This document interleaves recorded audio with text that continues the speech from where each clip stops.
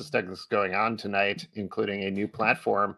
Alex is I'm going to be all over the Alex place. is scared I am. now. I'm It's so too scared much. right now, but we're going to get this officially started right about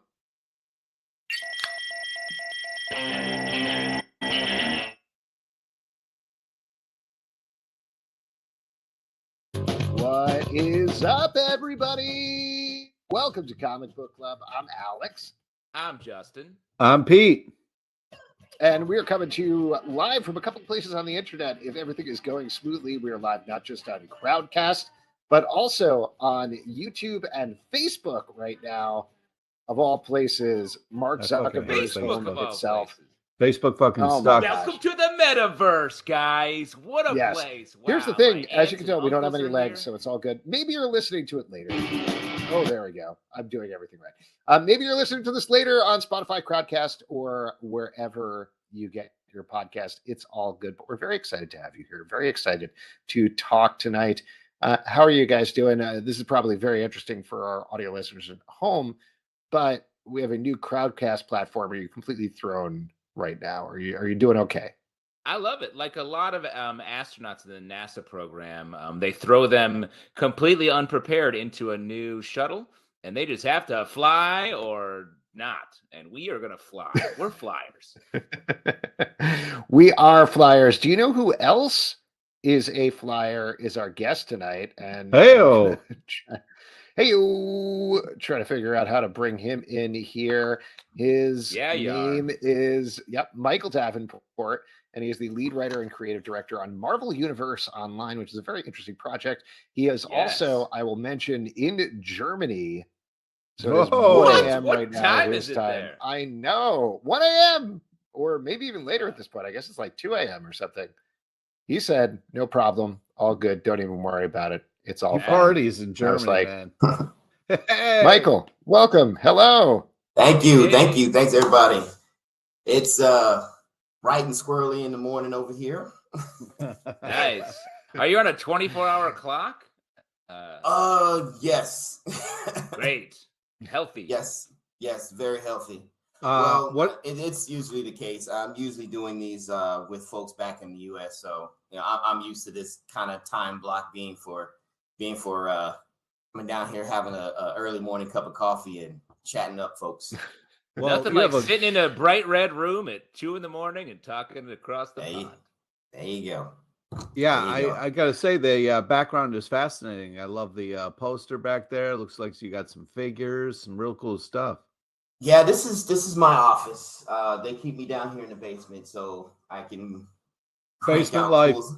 Basement life, exactly. So I can just crank out cool stuff all day long. So nice. And what should we ask you about on your T-shirt there? You should ask me about the Marvel Universe Online. There we go. That's Alex. Yes. Oh, wow. That's so. What a weird coincidence. That's actually why we had you here to talk about. What a weird coincidence. Exactly. What a weird coincidence. On your shirt at the same time. So this is an interesting project. This is, and correct me if I'm wrong, not an official Marvel thing at all. That is correct. So the project started about 10 years ago, off and on. Okay. Right around the time that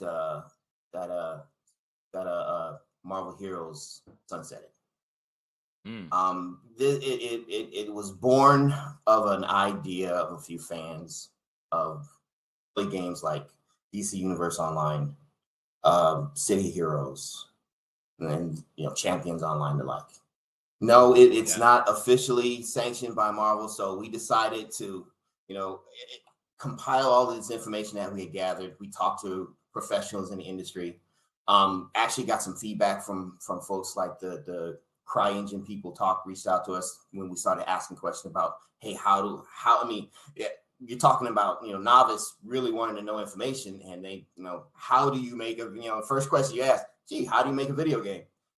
Yeah. And they were very helpful. And, it started from there. And like I said, more and more people just started contributing information about, the nuts and bolts of how to actually do something like that. And then it started, it evolved from just an idea of, hey, how to reach into this, take this genre that we loved in video gaming and tie it to Marvel, because we know that, Marvel for the longest time had been wanting to create something like this.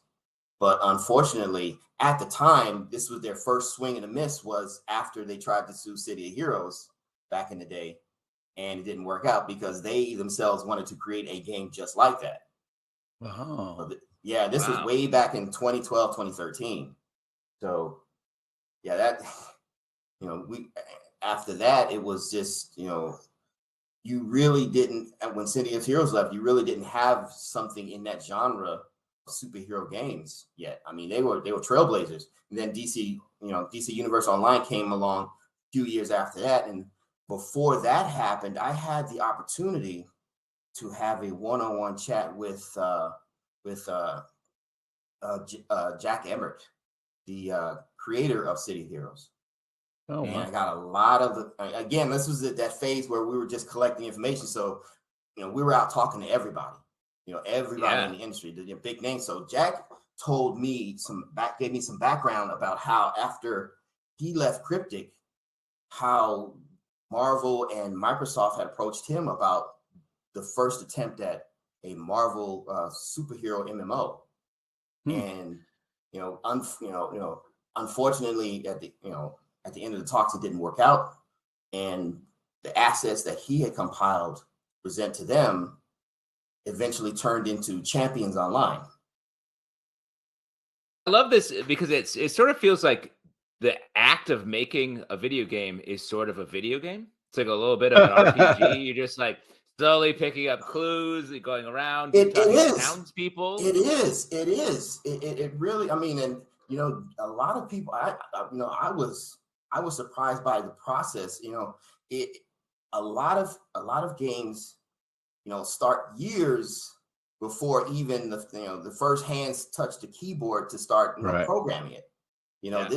This all is the deals in the background. Talking to this person, talking to that person. Getting contracts, finding out who's available. Lining up the pieces and everything. There's a lot of stuff that a lot of people don't know about. I mean, it takes years before even the first announcements happen. So it was a learning experience the first few years of the project. And like I said, while that was going on, we just kept compiling information, reaching out to fans after that to find out in this particular genre, what would they like to see? And this was back when, not a whole lot of people were even looking at video games. This way before the first Spider-Man games. We're still in that era where it was still pretty niche, to say the least. Right. It was still pretty niche. Sure. Well, let me ask you a question, and I don't mean this to be abrasive or anything like that. It's how can you do this? No, like how can you do this? Are you worried at all about Marvel coming back and being like, hey, appreciate all the work you put in here. Here's a cease and desist. Please stop. Or is there a way around it? Like, is there a parody law type thing for video games or something? I am. If anyone that knows me knows that I like to poke the bear. So, Good for you. Fun fact. On LinkedIn, one of my mutuals on LinkedIn is Eric Monticelli. Now, if you know who Eric Monticelli is the head of Marvel Games. Oh, okay. Well, there you go. That's kind of important to have a buy-in from him potentially. Yeah. And the first people I went to when this started to solidify were Marvel execs. So I didn't want there to be any confusion about what we were doing. So I went to them first. I said, hey, listen, and I gave them the early pitch. This was before the website pre-pitch. Exactly. This was, hey, this is what we're trying to do. I told Eric about it and basically said, go forth, do good things. He said basically, if it's interesting enough, we'll reach out to you. Good or bad, I guess. We've been at this for 10 years now, off and on. Whoa. And yeah, the key here is that we don't profit from anything. Yeah. My motto is the only person that gets paid, the only person that doesn't get paid is me. So everybody that contributes to the project, the artists, the other writers, everyone that does my PR person, everyone who volunteers, I make the effort to make sure everyone gets paid. It's all 100% of the funding goes directly to them. And as a side, you hate money. How does it work with you and money? You hate it. Yeah. How do you live? Oh, I live just fine. Here's the thing. I'm 52 years old. I am at that age where I'm looking toward retirement instead of during my career. And this was one of the things for the longest time that I felt like I wanted to do. Yeah. Cool. It's like a legacy. Yeah, it's a bit of a legacy, and the people that I work with, they understand that as well. I mean, they're as motivated by it as I am. And as an aside, the project isn't just about the pitch. The project is about the community. So what we do to keep it within the comic community is that we commission comic artists that are up and coming. We don't commission professionals. So all the art you see on the website, I mean, we're in the process of finalizing the last few pieces on the web saving what was it, the holding site images. We're trying to get rid of those and get them replaced with art that we commission for the project specifically. But all of that comes from commissions through donations to get those folks recognized. We advertise for them through the website. So if any piece of work that anyone is curious about finding out more about, we link them directly to the artist that created it. Wow. That's great. Now, are you? I was going to ask, are you setting it at a time or place in the Marvel universe? Obviously, it's constantly developing through the comics and the movies and everything else. Absolutely. And here is the differentiation. The reason why we selected the designation for our universe as Earth 619 is because the numbering is there for a reason. One, it took me a little bit of research to make sure it was available. First of all, because you got to get that number right, because there's a Bible out there of Marvel Earths. Yeah, and you can't step on another number, because down the road you never know when it's going to be significant.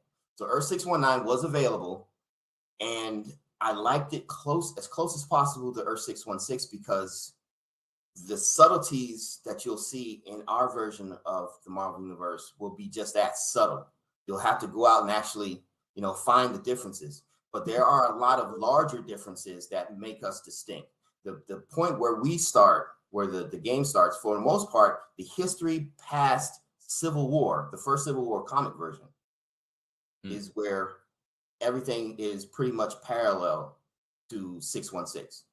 Now, the difference between our version of Civil War and the comic version of Civil War is that it is on a global scale.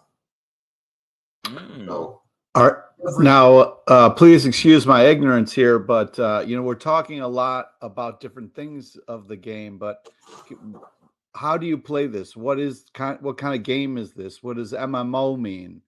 It's like a Candy Crush type thing, right? Yeah. You know what I mean? Is it Marvel versus Capcom? What's going on here? Talk to me about it is a shared world. I want to say show. I hate the term MMO, but unfortunately that's the best way to describe it.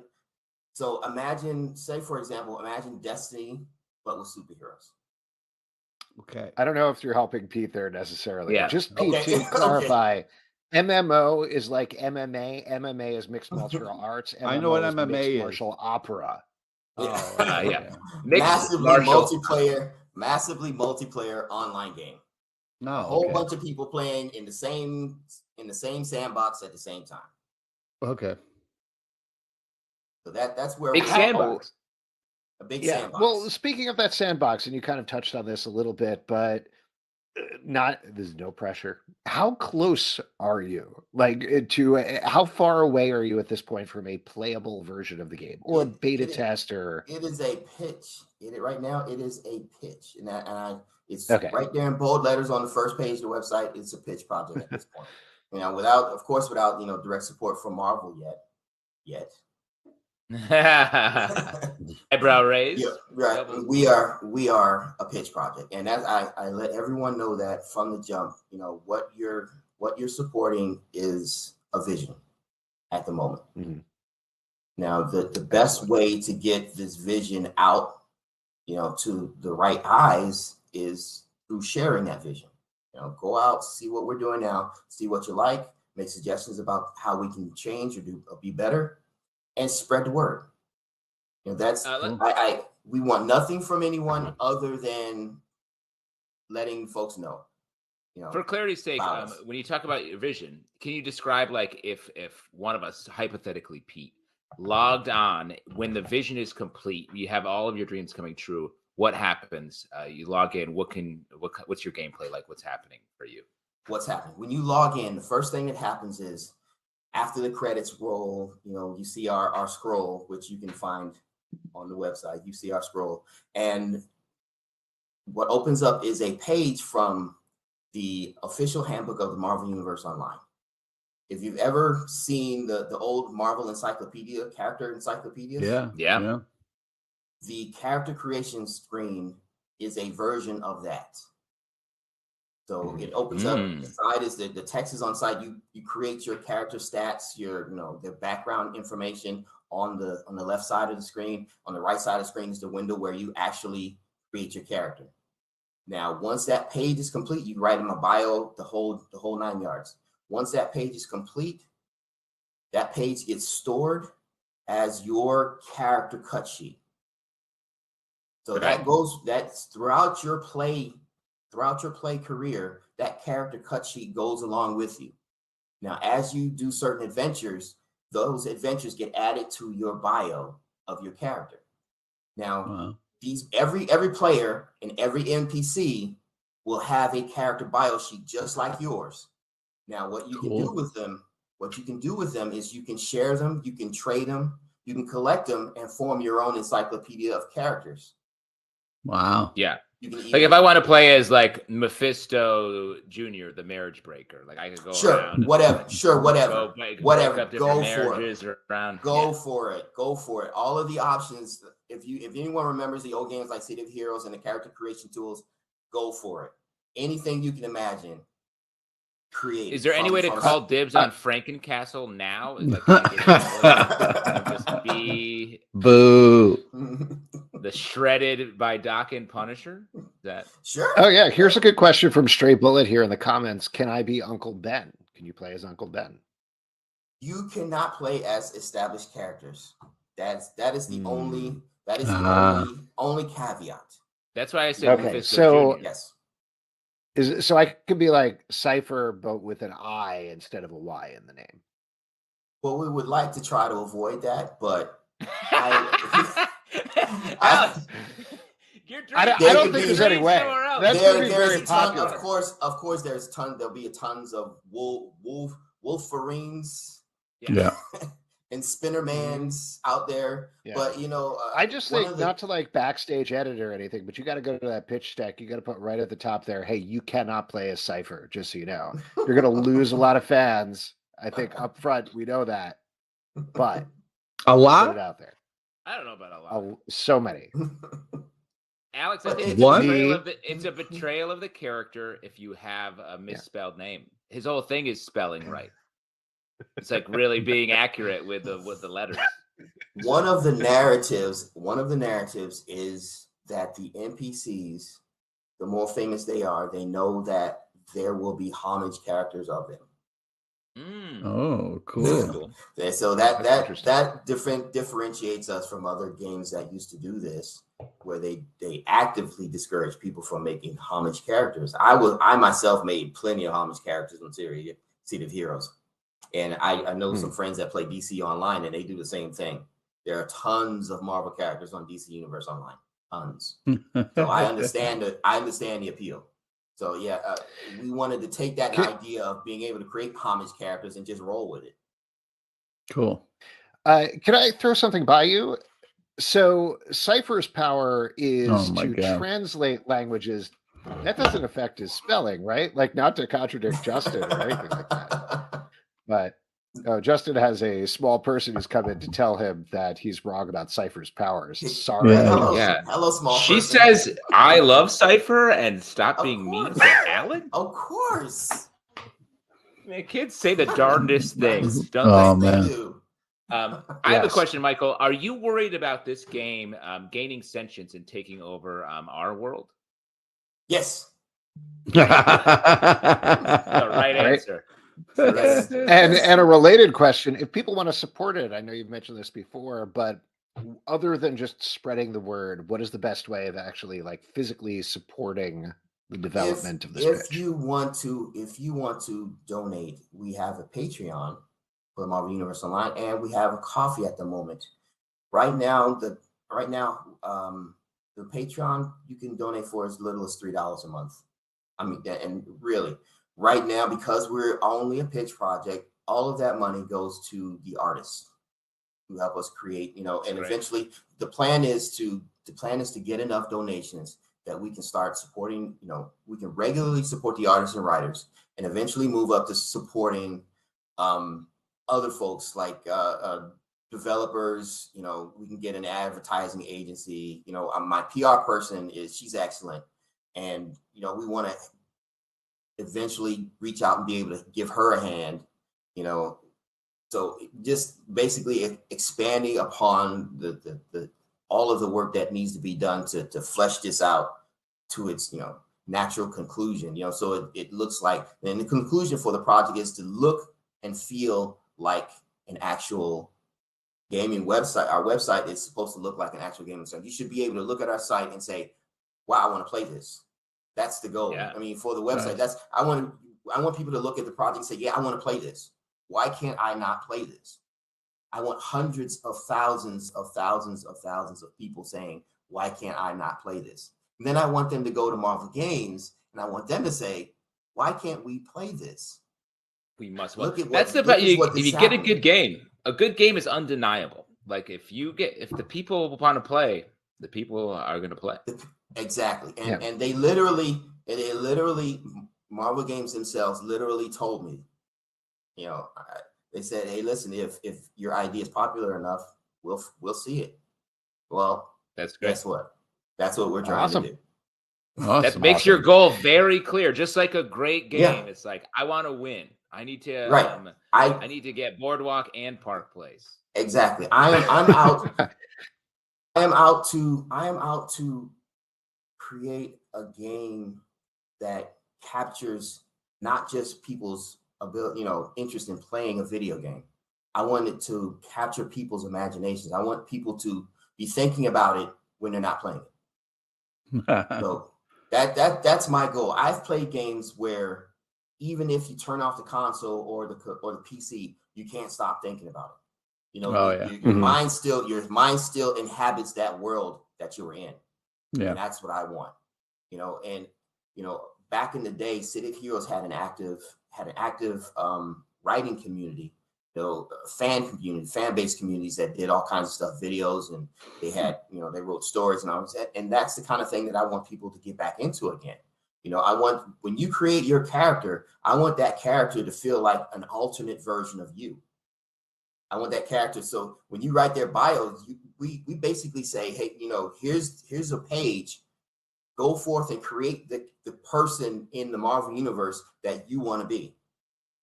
Cool. And that's excellent. Exactly. That's awesome. Yeah. Well, listen, Michael, I don't want to keep you up much later because it is very late where you are, even though you've been very gracious with your time. Good luck on the project. I'm looking forward to seeing what's happening with it. Yeah. Going forward. Thanks, Michael. All right. Go get him. Yeah, take care. Thanks. Good night. All right now. All right, there we go. Once again, it is called Marvel Universe Online. Mike Davenport is the lead writer and creative director, and you can check it out and support it. and see where it goes. Get on the ground floor of a big project right now. Right, guys? Yeah, you could be the beyonder of this new MMO world.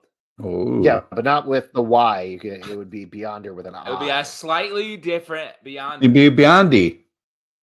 Beyondy. Let me ask you. Based on that conversation, do you have how much of a grasp of the gameplay do you have? Oh man, I so get it and understand what's going on. You know what I mean? It's like you have a deep, like you could describe it right now. If asked. yeah, I'm not asking you, but if asked, I can pitch it to Marvel. This will help out too. It's like Street Fighter 2, but not at all. It's almost the opposite of Street Fighter 2. Yeah. If you punch but we're going to move on with our. It doesn't help. We're going to move on with our next section, which is my favorite section because you all make it up. It is your audience questions. And for audience questions, all you have to do is drop a question if you can find it in the question field over here on Crowdcast. Also, the comments over on YouTube, and I'll keep an eye on those. Maybe on Facebook. Alex, what about Facebook? I'm watching on Facebook. Maybe. Oh man, let me go over to Facebook. No questions over there. Well, you don't know yet. Just, you gotta say, why am I still on Facebook? Is the first question there.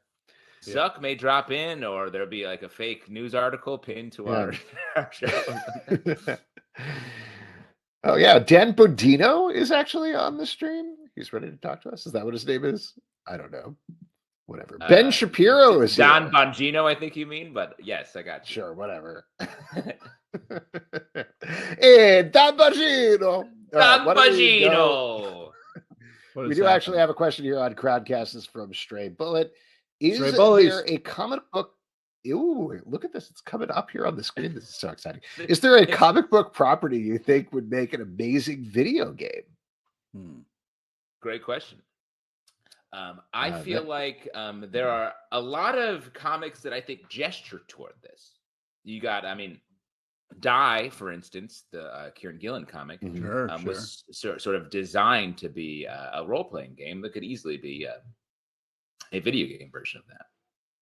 Didn't they make a tabletop version of Die? Am I wrong about that? Yes, I think it sort of became more of what the comic was doing than even the story. I would like a comic book club property to be a video game, and it's called Punch Nat in the Face. And you got to like go to places in New York City where like Nat hangs out and look for him, and then find him and punch him in the face. Like a Burger Time. Waldo. Yeah, it's like a Burger Time. Where's Waldo? You're punching Nat. Just got to race around and blink. Great. I was initially thinking about this as a joke idea, but I actually think like if you did a Telltale game style thing where you could sort of choose through it. Concrete. I know we bring this up all the time as a property, but what? Something really thoughtful. Yeah, I don't know. No, what about? I guess there's no wrong answer because comics and video games share the sort of endlessness, like where you can go anywhere. The stories can sort of web, no pun intended, in any direction. Dark web. Yeah, the dark web. I love this comment over on Facebook. Bill Bauer says, CBC Games collect bananas. No, whoever can collect the most tightest bananas. Yeah, you gotta get the tight bananas. You don't want to lose bananas. Again, if you guys haven't been listening to the stack, you don't know that Pete has been, I want to say, disassociating, losing his mind in his reviews. That's a good way to put it. Say things that I know he. Stray Bullet's question. Oh, that disappeared. But we don't know exactly what he's talking about. Tight bananas is the word of the month. I feel like we might get a different audience than we expect if we had a game that was about collecting tight bananas. I'm just going to throw it out there. They may not know what they're getting into, but I guess we'll see. Here's because you need a hammock. You need a banana hammock eventually for the tight. Come on, man! Don't make it. Yeah, don't make it weird. This is from Kevin. Which comic book team would you most or least want to join for Thanksgiving? Great question, Kev. Because there is obviously when you're on a team, there's a lot of pressure to do a sort of a Friendsgiving, of an avenge giving kind of a thing. Okay. But I'm gonna go. I want to hang with the Runaways. I want to get them. Oh, you're going with a fictional comic book team. I thought it was talking about like writer artist team, and I was like, I don't know, Kevin McGuire and Alex, I think you're barking up the wrong tree there. Because let me be honest, I don't even know if the writers and artists want to sit down for Thanksgiving. Well, they shouldn't. They should keep writing and drawing. You know what I mean? Because we got to read comics. Take a meal off? Pete, it's Thanksgiving. Give him a break. Yeah, hot take. Everybody in comics should work through Thanksgiving. I don't care. Coming from Pete, the man who's like, we have a podcast to record today? No, thank you, sir. Yeah. I'm eating lunch right now. Yes. All right. Good question over there. This one but you guys is... didn't answer it. Oh, we didn't. Oh, what comic book team? Gosh, X-Men, I guess. I feel like as long as they weren't getting attacked and the X-Mansion wasn't getting blown up, they probably have a nice time. I think Thunderbolts, because it would be a fucked up meal. You think the villains cook fucked up food? Yeah, weird shit. You know what I mean? I bet villains. I will say, if you're going with the version that Norman Osborn ran, then that would definitely work. That dude knows how to cut a turkey, so you know. What? Very niche reference to the first Spider-Man movie. Yeah. No? Oh, okay. Okay, got you. Yeah. Got you. Yeah. Nice. I love that you expected us to know that reference. Like my favorite part of the first Spider-Man, I guess, when Norman Osborn cuts a turkey. The most sort of electric moment of the. Mm-hmm. Yeah. Number 2, the upside down Spider-Man kiss. Number 1, though, the turkey. That turkey. All right. And that turkey. Who's from that? Who are your favorite Italian? Oh, yes. Wait. What's Stray in the comments asked what we were drinking. So what are you guys drinking? I see Justin. Oh, right. We didn't talk about what we were drinking. Stray did come up with a cocktail. It involved Prosecco, and I did not have Prosecco around, so I apologize. I didn't make it. But yeah. And like there's a lot of hype about like don't have cocktails with Prosecco. I say keep it going. The only reason I didn't make it is because I got home literally 2 minutes before the show started and I had to sign out immediately. So I'm here for a Prosecco cocktails in the future. I'm drinking a Pils Mafia, a Buffalo Bills themed beer by Thin Man Brewing, a great beer. But I also found this, my next beer is going to be Big Deal Brewing, a Labatt Blue other beer that they make. This could change the entire family's life. Whoa. This is crazy. That is a big deal. I bet it tastes totally different. It has Dude, to. try it already. Come on, man. I'm going to. I'm going to finish my pills. Got to finish my pills. Daddy's got to take his pills. Oh boy. Yes. What about you, Pete? What are you drinking tonight? I'm trying not to get sick. I got 2 people in the house already sick. I'm trying not to join the. You know, I'm trying to stay healthy here for Turkey Day so I can drink all day and eat all day. You know what I mean? Your dream. Yeah, I know. I do know what you mean. Yes. Pete's been doing some daddy daycare lately. Yes. I'm drinking a Negroni. There you go. That's it. Speaking of Negronis, who are your favorite Italian comic book characters? What about your favorite Italian comics creators? Please answer this question respectfully. This is from Nat Townsend. What is this? What is this in reference? Because you guys were doing. He just doesn't want us to do a Mario accent. That's yeah. You guys don't like the Mario accent? Okay. Yeah. I guess I'll answer this question in the form of a Mario. Oh boy. And my favorite Italian comic book characters.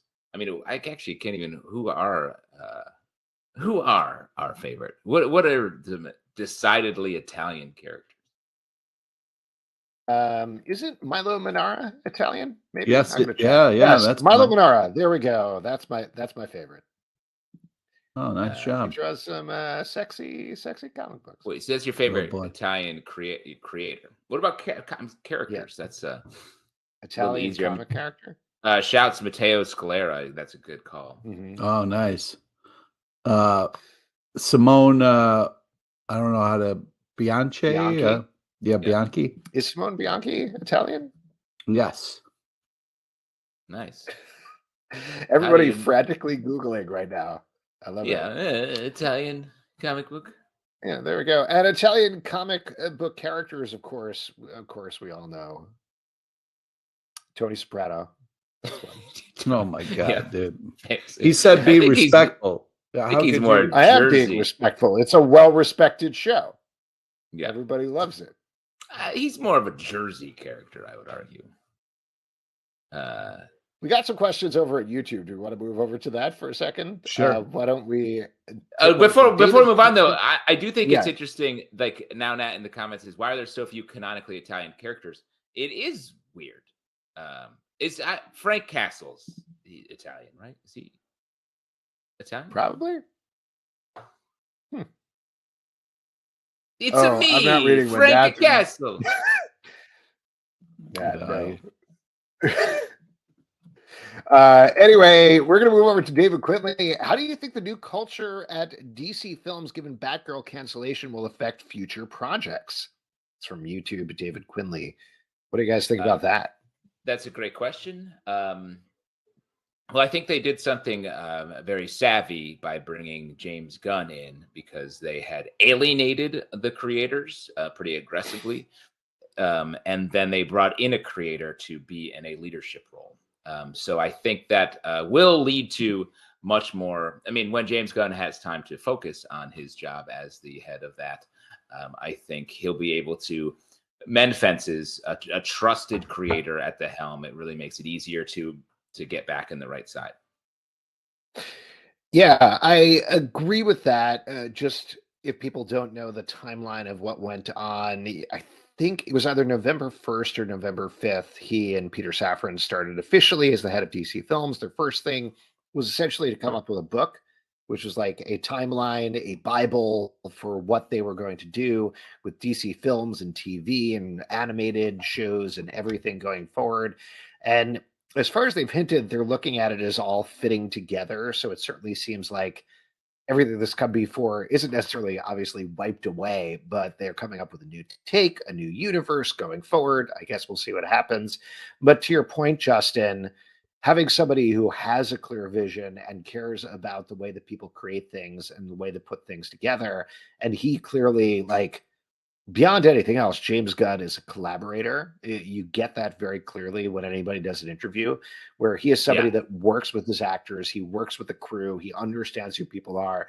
And it's such a silly thing that everybody should do, but like, he's the kind of guy that knows everybody's name on set. And there are some people who don't, and there are directors who don't, and creators who don't, but it's clear everybody loves working with him. So Peter Safran as well, apparently, is really good at that stuff, even though he's going to be focusing on the business side. So on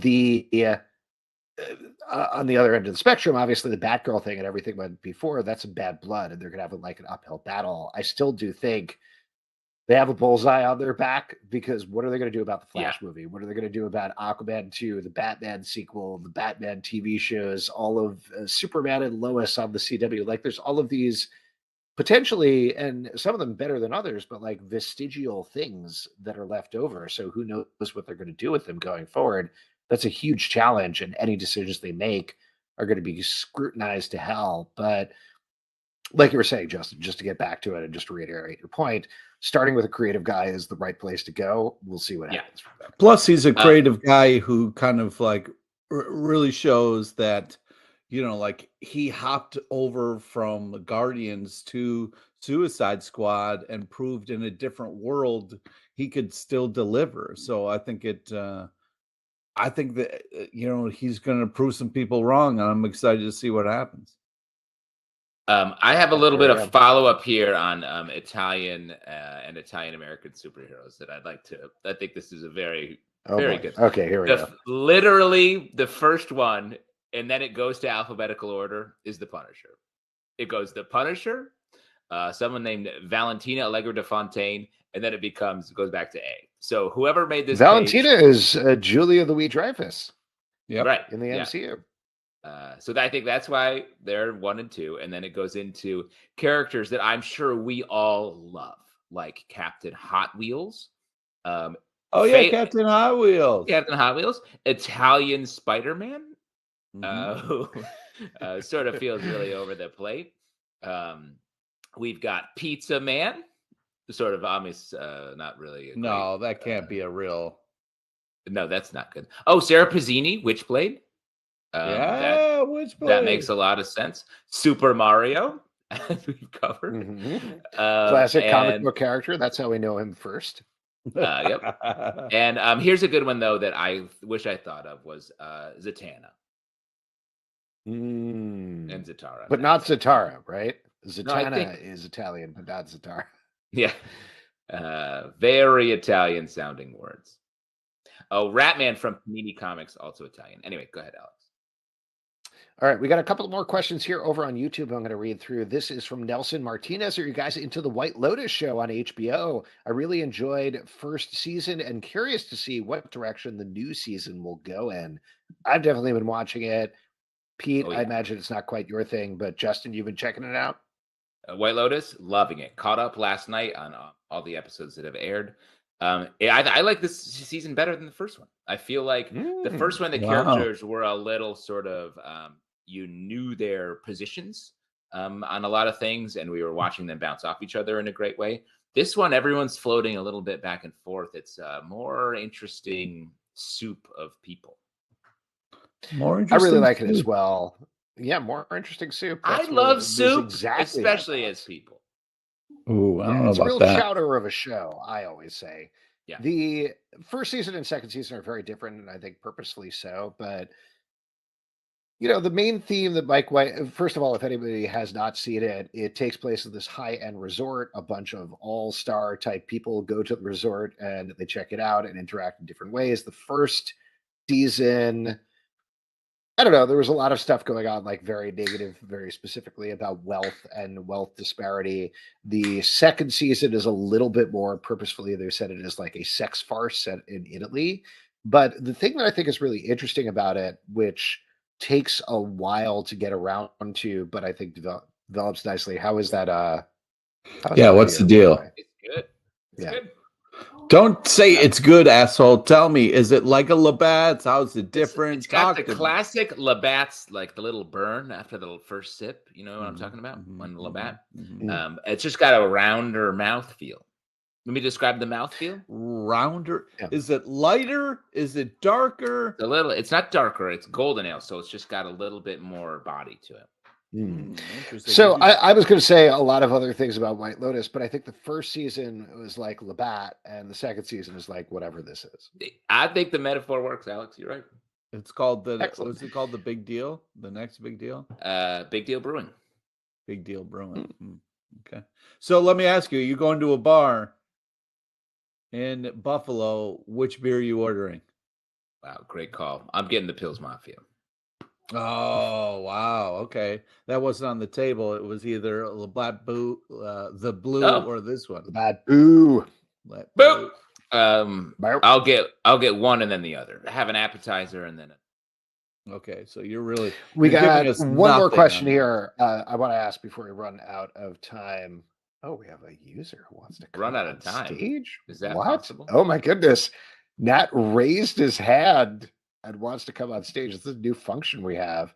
Should we bring Nat in? Nat has two. What? He speaks computer. We have to be careful with him. He's too powerful. All right, let's see what happens. I'm going to try this out. Now you're just inviting people onto the show willy-nilly. He raised his hand so he could be invited on stage. It's a new function. We got to try out all new functions. Oh, he says, what? I didn't know what I was doing. Oh.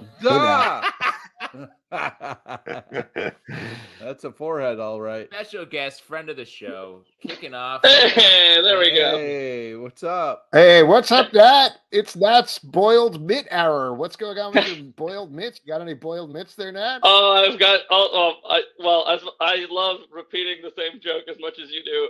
So I've got. I've got my special line producer Pan here. I've got, my Mephisto strainer, and I've got whatever the thing is that we say to get Alex mad right here.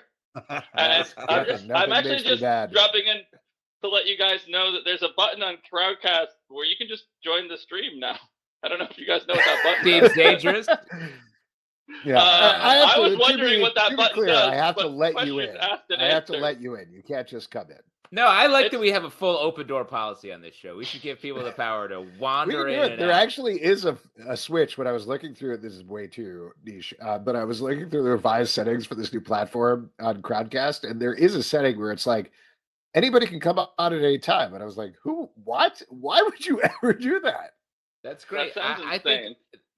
So, folks, those listening, please join us on Crowdcast Tuesday at 7, where you can just come on and shout whatever crazy nonsense runs through your brain. Just tell people what's in your kitchen. That's how we met Pete. Going on? Yeah, look at that. Huh? Yeah. Hey, Nat, I have a question for you while you're here in your kitchen. Yeah, audience hang out for this next question. It's appropriate. This is the last one we'll do here. This is from Mark Carrillo. What's your guys' favorite Thanksgiving side dish? Great question. Does it have to be comic book themed, or?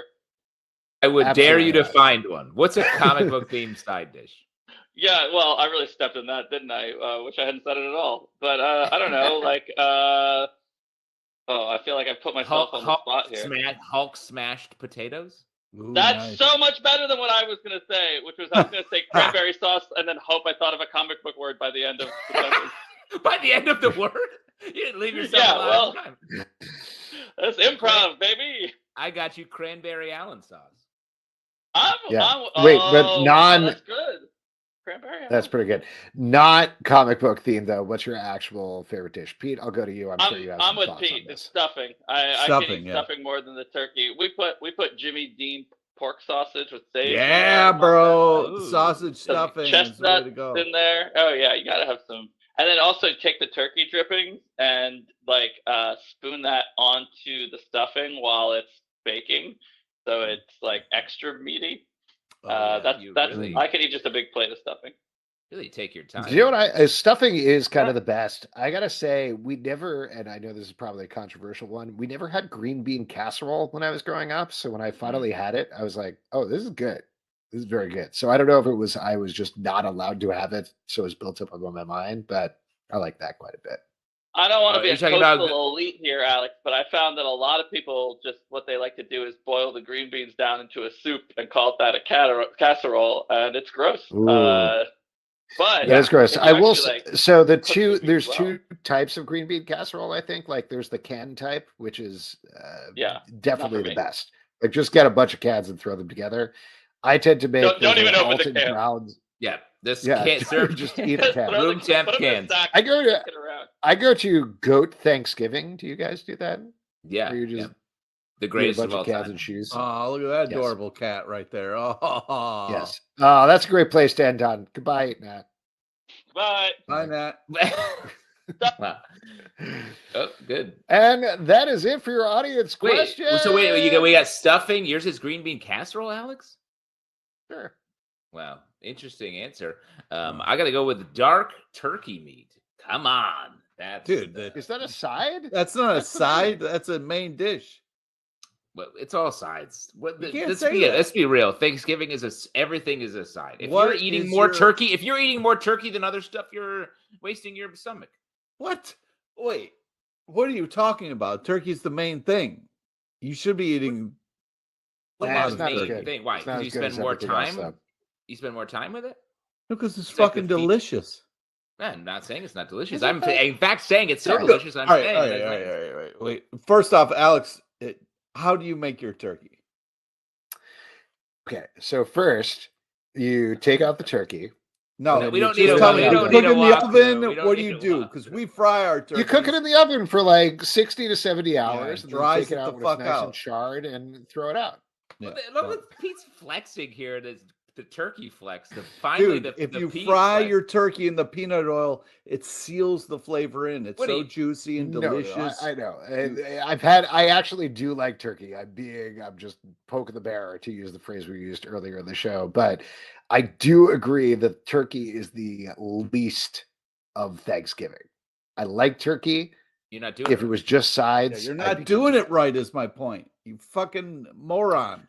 I think we can say just you moron. I think we can say just like a gathering of friends and family, all the sides, including the turkey, have to come together to really make the meal. You know what I mean? Wow. And that kicks us nicely into our next section, which is trivia. And for that, I'm going to turn it over to Pete LePage. All right. Pete LePage. Well, do we have a brave volunteer, or we're looking for a first stand-up person? Yeah, anybody who wants to raise their hand or say me in the comments somewhere, that's absolutely fine, and we'll let you in. You will win a $25 gift card to either Midtown Comics or Long John Silver's. Or if you have something equally hilarious, happy to give you a gift card for whatever. Well, JS, great place to go and spend your Thanksgiving. Let's be honest. Yeah. You could also, how about this? You could win a chance to come to one of our Thanksgivings.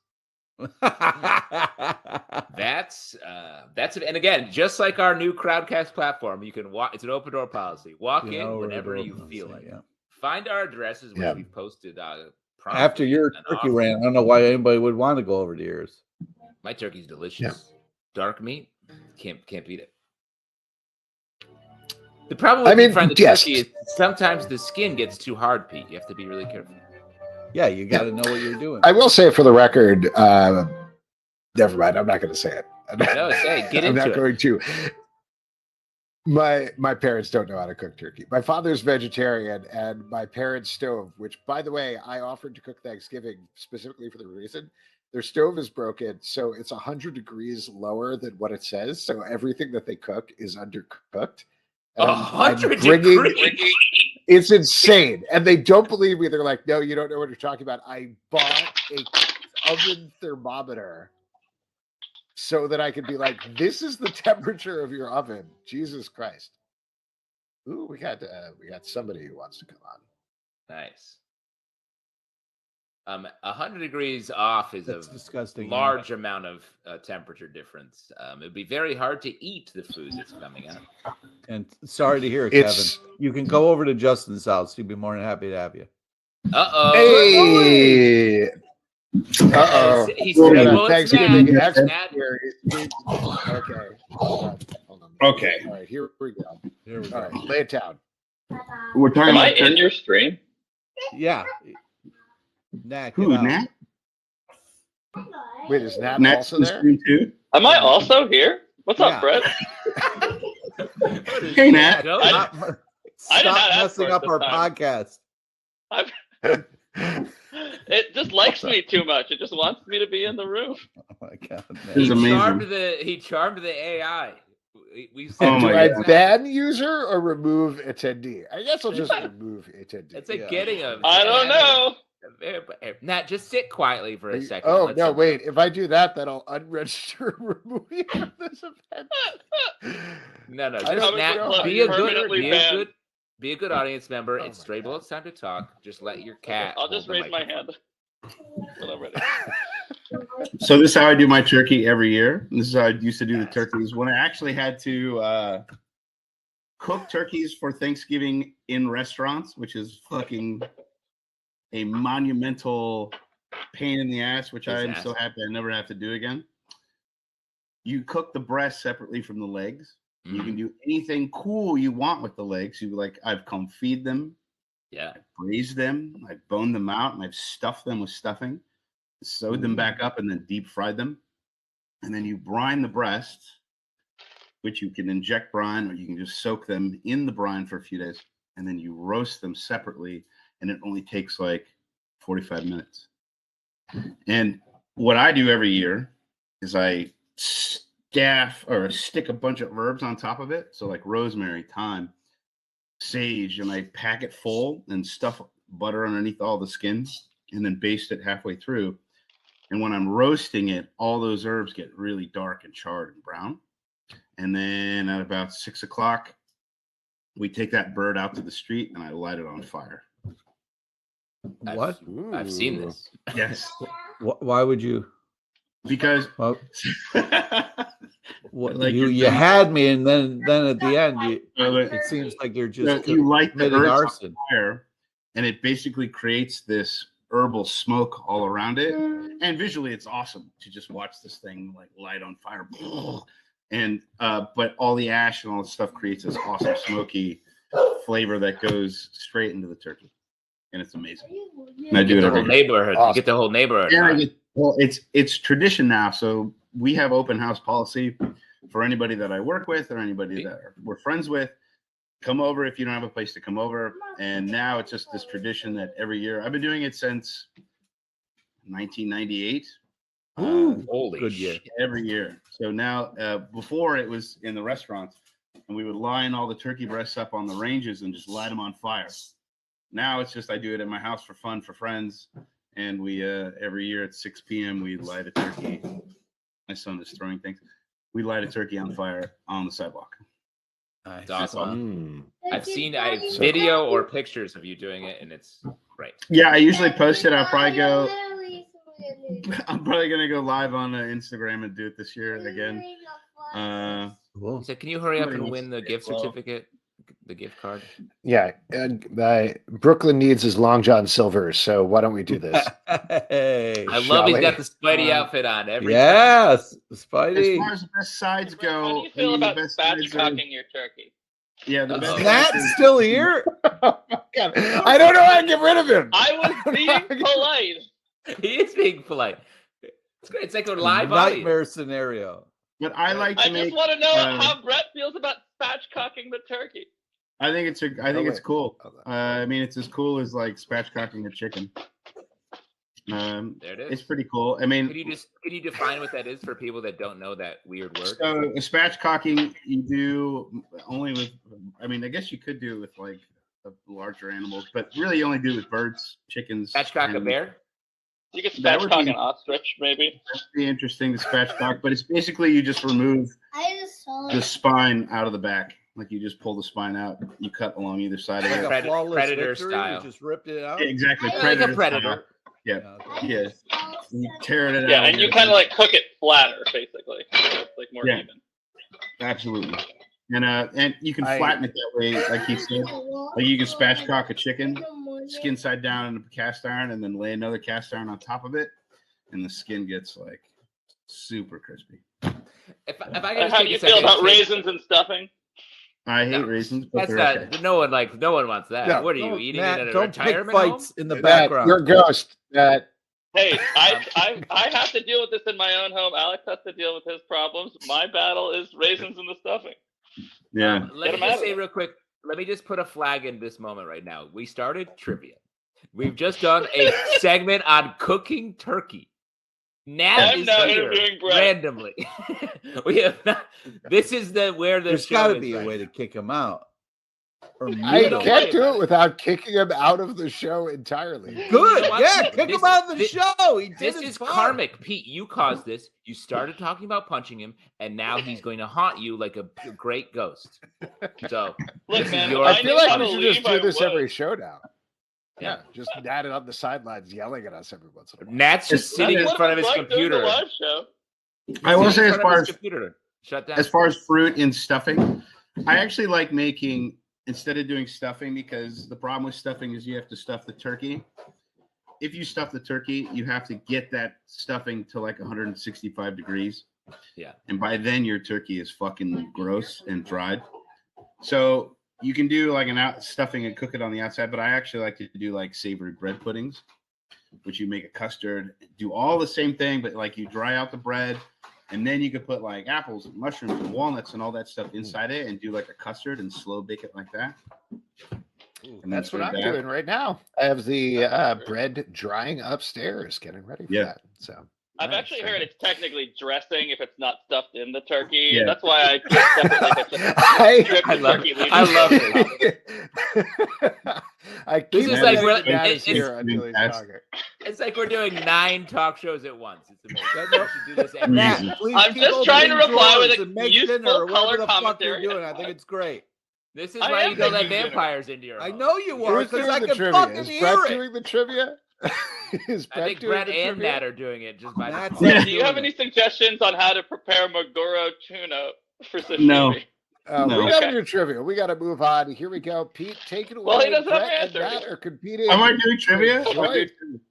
Nat can do trivia. You're both doing trivia or a $25 gift card to support. We'll go with Price is Right rules. I'm going to send you I still haven't sent you the charity for the last one I did. So, yeah. Okay. Yes, you got to do that. Today's trivia is on topical comic news and a small nod to the legend, Jason David Frank, R.I.P. To be clear, I won't. If I win, I'm not giving it to charity. So Please listen. So wait, just to be clear, Brett is competing for charity, and Nat is not. Okay. I think I think that is in contempt of court. Is there a bailiff or something we could? Please kick Nat out. Where's Kevin? I don't care what the ramifications are. He's here until next week at the very least. This is like when you're getting to the end of an improv show and you accidentally invite everybody on stage to do a scene. They're all like, "We thought you had an idea for the group scene." Yeah, exactly. Don't tell me to please take it away every time I start talking to 80 other people. All right. This is your segment, Pete. It's your time to shine. Listen to all three options before making your... Pete, you're the star of trivia. Swear to God, I'm a fucking leave if you don't shut the fuck up. All right. Question number 1. You or me? Archie Comics will take on the slasher genre with blank the final girl. Is it A, Betty, B, Cheryl, or C, Fiona Vroom? So it's either A, Betty. Okay. Great. I picked B. Ooh.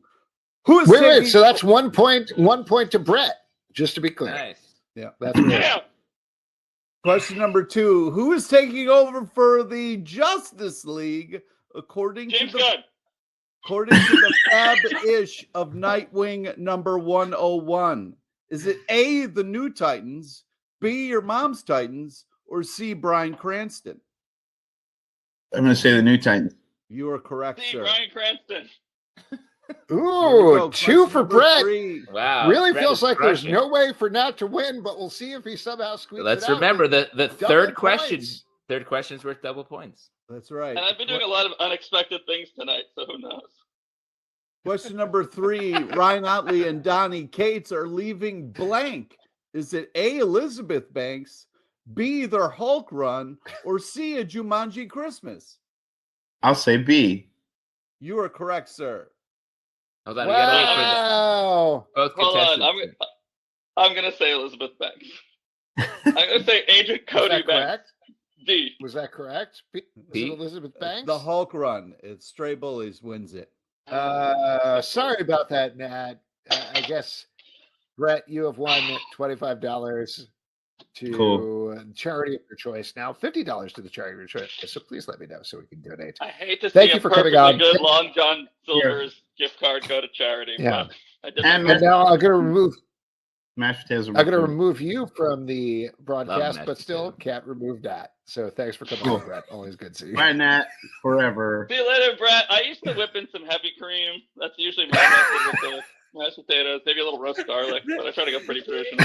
You know what? This is just a great indicator. It's amazing how, for as much as we argue with each other, we share power very well. Because look, now Nat's here, and we're all victims. We're suckers.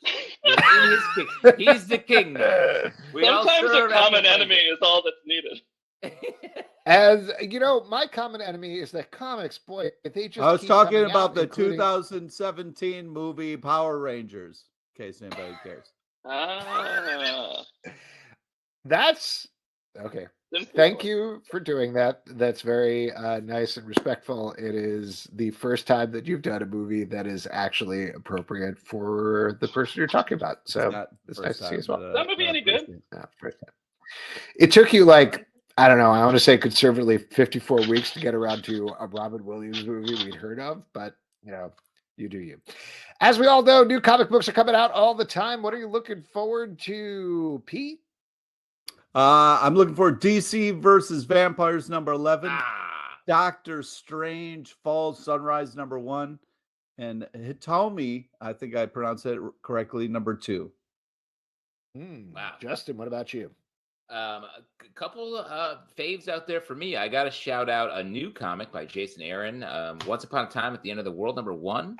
Very curious about that. That looks like a lot of fun. There's been a lot of like romance comics coming out lately, and this feels like it has a romantic take bouncing around it. I also want to shout out Department of Truth number 22. Whoo! This series is heating up. I can't wait to read this issue. It's really it's one of my favorite pulls for every time it's in the stack. I'll give a shout out to the Vampire Slayer #8 from Boom Studios. I have been really enjoying this run. This is a new take on Buffy the Vampire Slayer, where Buffy is kind of no longer the Vampire Slayer. Now it's Willow, but it's funny, it's fun. It perfectly channels the spirit of the show with an entirely new story and continuity. I've been having a blast reading it. And you can check out all of that stuff and much, much more in our Stack podcast that comes Wednesday, 9 a.m., both in the Comic Book Club feed and also in its own dedicated Stack feed. And folks, and that is it for this week's show. Human Target number 9. That's it for this week's show. A couple of people want to thank Mike Davenport. Killing it Davenport. every month after month. The covers are beautiful. I feel like we've moved on to other creators, but he's just still so solid. Can't wait to check it out tomorrow. 100%. There's a ghost in the machine.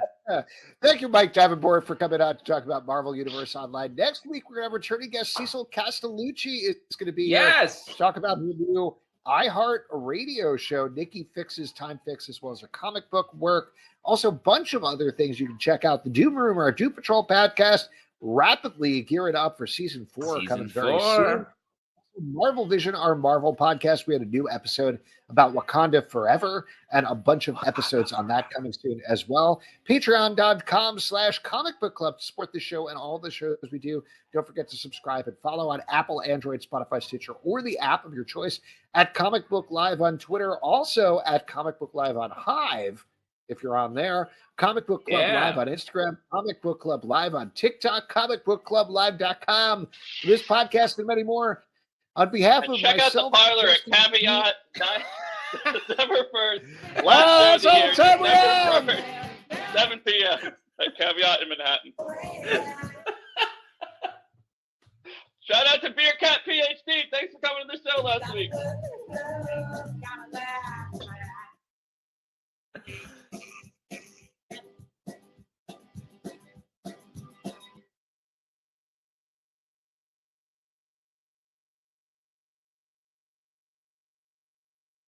Thanks, everybody, on behalf of all of us and Nat. Have a good night.